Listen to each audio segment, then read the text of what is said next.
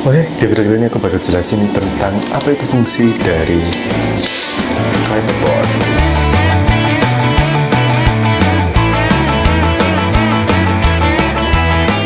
Oke, jadi kenapa kok bisa dinamai Clipperboard? Itu berdasarkan dari suara yang dihasilkan oleh klepnya ini. Jadi itu dia kenapa dinamakan klep. Kemudian kenapa kok ada boardnya, ya karena dia ada board untuk menulis, jadilah Clipperboard. Dan fungsi utama dari Clipperboard itu sebetulnya simpel, untuk membantu para editor film atau editor video atau editor apapun itu yang menggunakan Clipperboard. Karena dalam film itu biasanya kita merecord lebih dari satu scene, dan urutan dari scene 1 sampai scene terakhir itu biasanya nggak urut. Jadi fungsi dari ini adalah untuk memberi identitas pada setiap footage yang direkam. Jadi para editor bisa terbantu dengan adanya si identitas ini. Jadi ketika ngedit nggak perlu ngeliatin satu-satu footage. Lalu fungsi selanjutnya dari Clipperboard adalah suara klepnya. Suara klepnya itu berfungsi untuk mensinkronisasi antara audio dan visualnya. Karena dalam film itu biasanya antara audio dan visual itu direkam secara terpisah. Jadi biasanya audionya itu direkam menggunakan audio eksternal, kemudian si videonya itu pakai kameranya itu sendiri. Jadi terpisah antara audio dan juga visual. Kemudian fungsi dari suara klepnya ini itu untuk menghasilkan gelombang yang nantinya bisa disinkronisasikan antara audio kamera asli dan audio dari audio eksternal. Jadi akan memudahkan juga untuk sinkronisasi antara audio dan visualnya. Kemudian fungsi yang selanjutnya itu identitas yang ada di sini. Yang paling atas itu biasanya digunakan untuk nulis judul film. Misal judul filmnya apa, kemudian ini tuh harusnya roll. Cuma karena menurutku roll itu nggak kepake, jadi teman-teman bisa sesuaikan aja dengan sesuai kebutuhan teman-teman masing-masing gitu ya. Masih di sini aku isolasi kertas, kemudian aku ganti dengan shot.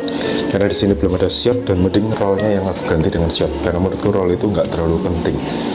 Jadi di sini ada shot, scene, take. Shot itu seharusnya ini scene dulu baru shot, tapi ya sudah sama aja lah. Kita mulai dari scene aja dulu. Jadi scene ini itu adalah rangkaian suatu adegan. Jadi misalnya adegannya itu ada di mana sih? Misalnya scene 1 adegannya aktor sedang tidur. Nah biasanya satu scene itu terdiri dari lebih dari satu shot. Contoh, scene 1 itu isinya adalah aktor lagi tidur. Kemudian shot 1 itu merekam wide angle si aktornya lagi tidur. Shot 2-nya merekam close up matanya sedang merem, misal kayak gitu. Jadi dalam satu scene biasanya terdiri dari lebih dari satu shot. Kemudian take ini apa? Take ini biasanya adalah berapa kali pengulangan terjadi dalam satu shot itu. Jadi misalnya scene 1, shot 1, kemudian biasanya kan aktor akan mengulang-ulang terus ya. Misal dalam shot 1 ada beberapa kali kesalahan aktor dialog misalkan. Jadi ini bisa diganti-ganti. Misalnya scene 1, shot 1, take 1, dan dia berkelanjutan terus. Kemudian di bawahnya itu ada director. Director ini adalah sutradara. Sutradaranya siapa? Ditulis di sini. Kemudian kamera ini bukan kamera yang digunakan dalam film ya, tetapi sini adalah kameramen atau director of photography-nya apa? Siapa?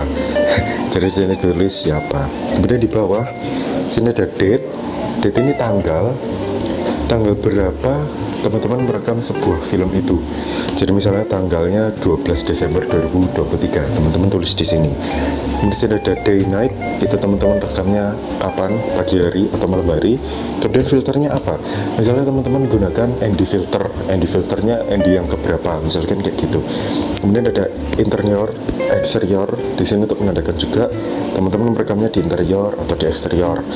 Oke, kemudian lanjut di bawah ini ada juga selanjutnya ini ada mouse. Mouse ini biasa teman-teman kurang tahu. Jadi mouse itu adalah mute on sound.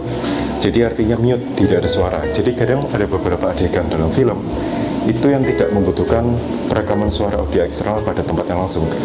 Jadi biasanya ada pengolahan audio tambahan, entah nanti di Foley artisnya yang dilakukan oleh Foley artis, atau nanti dilakukan di studio, entah voice over dan segala macamnya.